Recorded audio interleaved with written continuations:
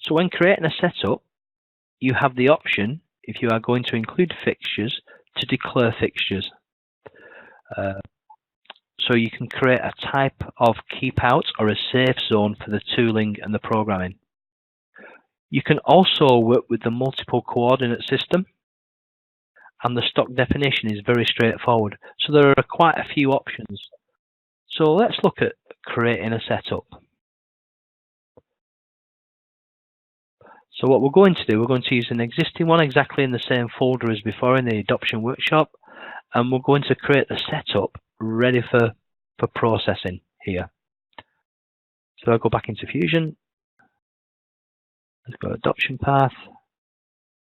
We want to go into creating toolpaths and fundamentals, and number 2, that's going to setup.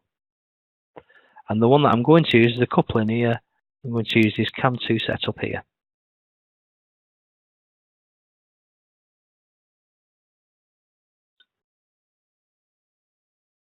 So you can see what we've got, quite an elaborate setup here.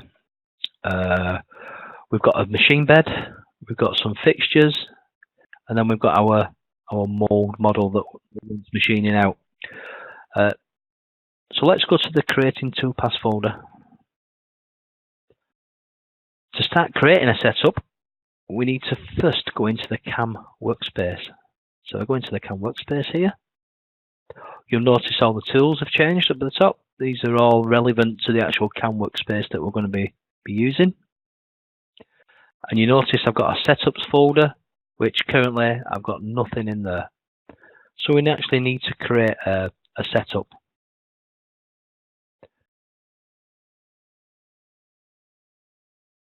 So if we go into setups, new setup, and we've got this. So when it opens up, you can see that it makes a guess at the stock as the whole model.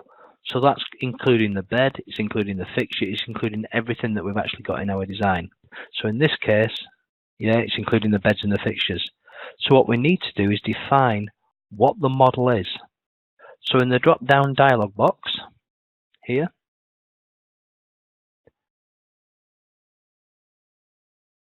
there is a model box that currently shows nothing selected.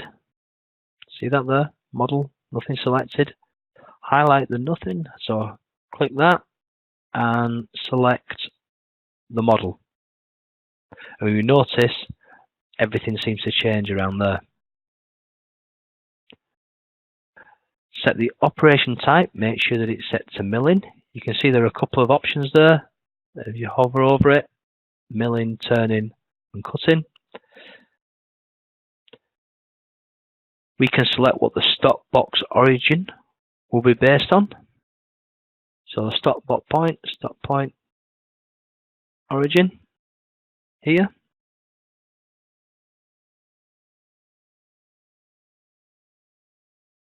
But what we can do also, we can actually set the Z-axis. I can click on the Z-axis arrow. So what we're going to do, select the stop point here, select that point there, and you'll notice now it's got X going that way, Y going this way, and Z actually is going in the wrong direction. It needs to be pointing upwards at the minute.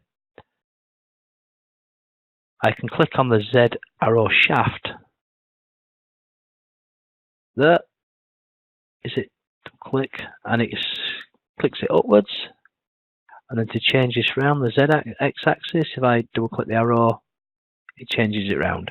So we've now actually set now that that's our stock origin point. This is our X-axis, this is our Y-axis, and this is our Z-axis. So we've managed to flip them directions round. The next thing I'm going to do, it's not always necessary, but because we've got fixture points that are so close to the model itself, I'm going to put a tick in the fixture box here. So I'm going to click that fixture box, and then what I'm going to define is all these fixtures.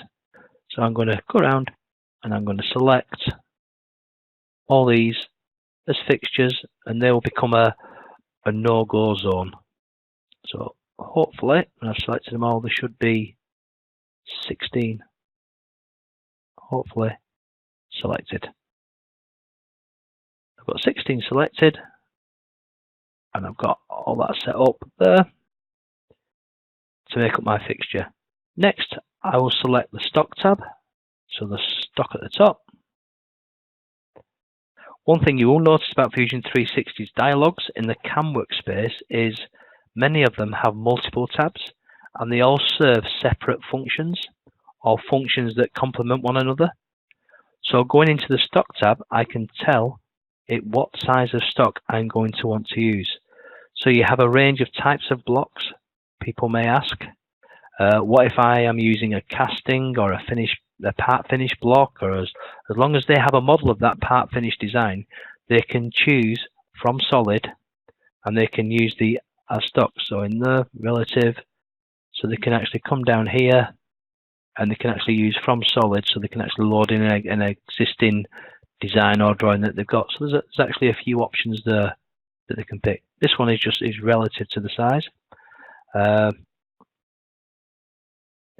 I'll use a relative size box, and I'll leave a top clearance of 0.04 inch, as stock already has had some machining done to it, with the outside, with all these outside bits and pieces being done for the fixtures. And it's also had some threads being added to it, so I don't really need to do much there. Finally, on the Post Processor tab, we can add a program number and comment. If this was part of a multi-setup, we can say which WCS offset is going to be and click OK. So if we want to do, we can put an offset in there, or we can do some things in there, but I'm quite happy just to go OK. And now I've got my first setup.